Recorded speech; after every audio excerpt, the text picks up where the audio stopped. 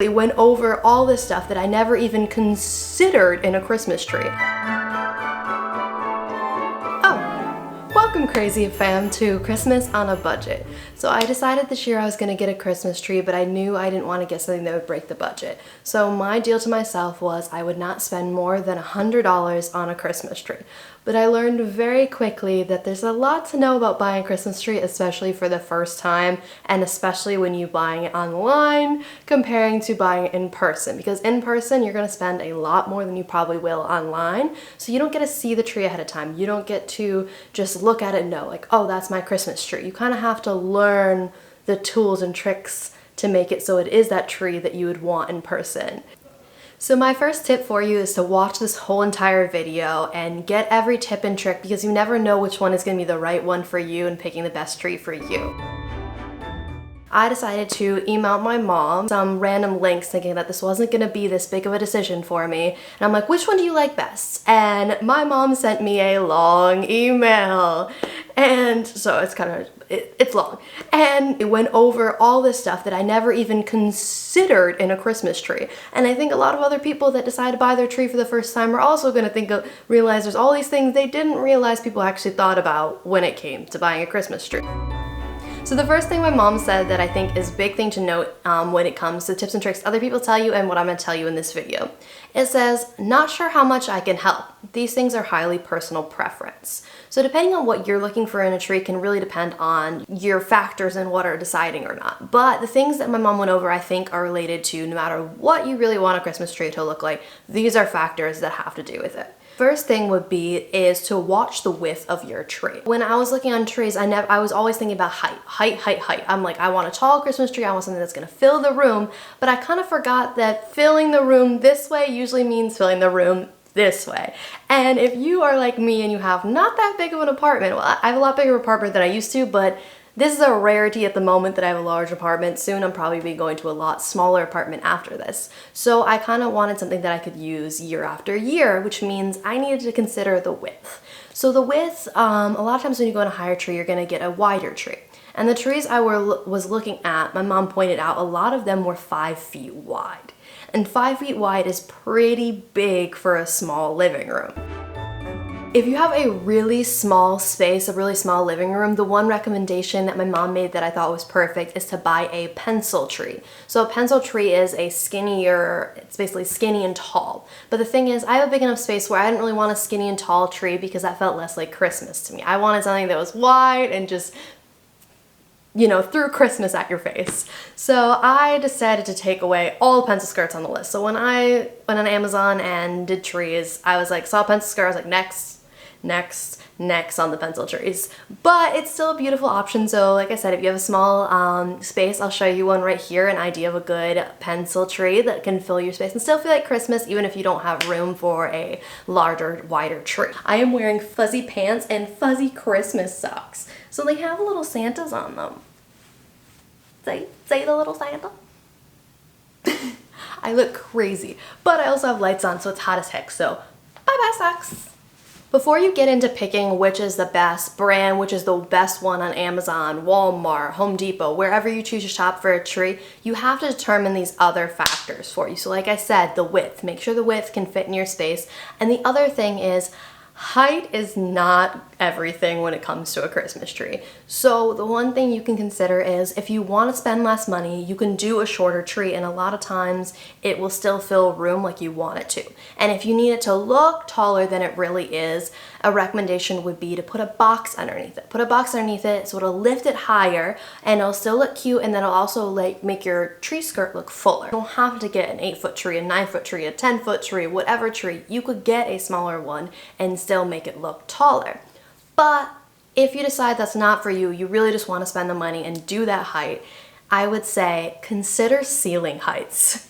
Because when I was looking at trees that were 8 feet, 8.5 feet, I didn't really think about the fact that most ceilings in a lot of apartments are going to be 8 feet high. So if you have an 8-foot high tree, you're not going to be able to put a star on top, or in my case, an elf on top is what I do on top of my tree every year. It's because my mom did it as a kid. There was an elf, it was passed down to my mom passed it down to me, and now I put an elf on top of the tree with a little bow to add a little extra touch to it. But again, measure your ceiling heights, and if you plan on going from this space to another space with this tree, consider maybe doing 8 feet or shorter so that you could get that topper on top.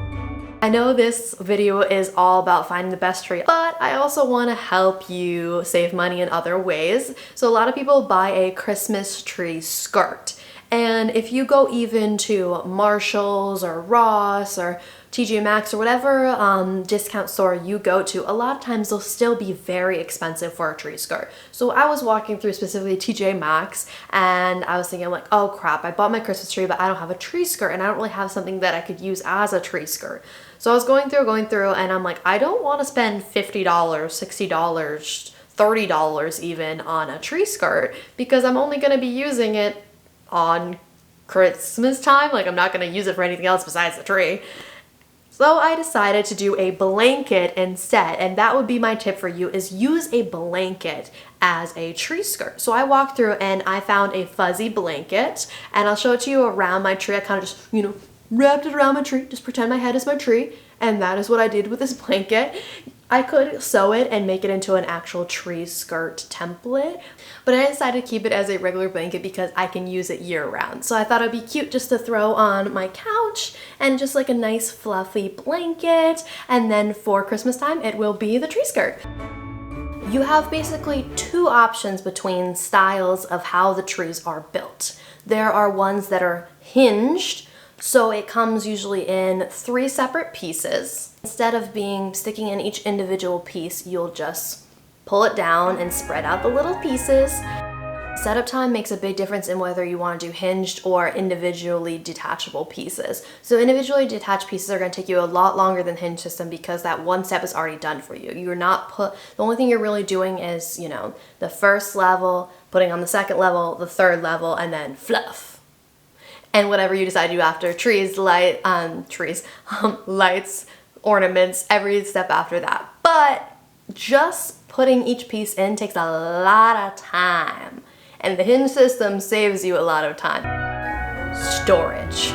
How are you going to store your Christmas tree after Christmas can really determine how you decide to do things. Your Christmas tree will almost never fit back in the box that it came in. Luckily for me, I think mine might, because it wasn't actually stuffed full, but a lot of them are going to be stuffed to the brim. They try to do the smallest packaging and you're never going to get it back in there. Consider that it's going to take up more space on that box, because when I was looking on Amazon, a lot of times they will show you the size of the ship box, which will give you kind of a good idea of how much space it'll take up. But I would say shoot a little bit larger than that, because again, in most cases it's not going to go back in the box, but it gives you a starting point on how much space you're going to need. Now that you have an idea of how tall you want your Christmas tree, how wide you want it, have some family influence in it all, I want to talk about more of the nitty-gritty. So with each Christmas tree, no matter where you are shopping, from Lowe's, Home Depot, anywhere, they better tell you this. Christmas trees have a number of tips. So tips, it's the piney part that is on the Christmas tree. So you will want to know how many tips are on the Christmas trees you're looking at, because that is a big factor, because this tree could look great, amazing, fantastic, and if it has a low number of tips, it's really not going to look full, and you're going to see the base of your tree, and it's not going to look as realistic, it's not going to look full, it's not going to look wonderful like you want it to, I'm guessing. So I factored in between doing price and tips. So I try to find the best balance of the largest amount of tips for the best price. And unfortunately, you can't really look as easily online just by the number of tips. So once you start finding ones that you are liking, I went in and scrolled down and saw the number of tips. You will notice that the cheaper trees usually have a very low tip count, and those tips make a difference. The reason why those really, really expensive trees are so expensive a lot of times is partially because of where you're buying it from, and they just overprice it and get way too much of a markup on it. But we're gonna pretend like those people don't exist because I am very budget conscious and I am ignoring them. But when it comes to just the other side where you're just paying for what you are getting, physically getting, is those more expensive trees do a lot of times have more tips. The tips make a difference. Keep in mind though, the number of tips also depends on the height. Because if you're comparing an 8-foot tree's number of tips to a 6-foot tree's numbers of tips, it's gonna hopefully be lower on the 6-foot tree. So find the balance between the height and the number of tips and the price. So I ended up just deciding I'm gonna choose one height to make it easier. Choose one height you want. Don't go above it or below it. Maybe a little bit if one like sneaks its way in is good. But for the most part, keep the height the same. Just determine what height you want and it'll save you so much time while looking. Here it is. Let me open it up.